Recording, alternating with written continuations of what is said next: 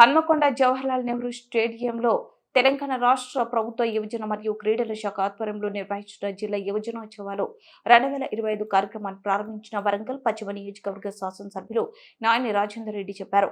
ఈ సందర్భంగా ఎమ్మెల్యే మాట్లాడుతూ సామాజిక పరివర్తనలో యువత కీలక పాత్ర పోషించే సమాజాన్ని స్వామి వివేకానంద ఊహించారు. మేధస్సును పెంపొందించడమే కాకుండా నైతిక విలువలను పెంపొందించే విద్యను అందించడంలో అతను నమ్మాడు. స్వామి వివేకానంద యువజన దినోత్సవం యువ మనస్సులను వారి శక్తిని మరియు అభిరుచిని నిర్మాణాత్మక మరియు పరివర్తనాత్మక ప్రయత్నాలు వైపు మళ్లించడానికి ప్రేరేపించడానికి ఒక వేదికగా ఉపయోగపడుతుందని ఎమ్మెల్యే పేర్కొన్నారు. వచ్చే సంవత్సరానికల్లా మీకు మంచి ఆడిటోరియంలో ఇట్లాంటి సంస్కృతి కార్యక్రమాలు కానీ ఈ కార్యక్రమాలు నిర్వహించుకోవడానికి మంచి హాల్ని కాళోజీ నారాయణరావు గారి హాల్ కూడా ప్రారంభించడానికి రెడీగా ఉన్నది. అది రేపో మాపో అవుతుంది.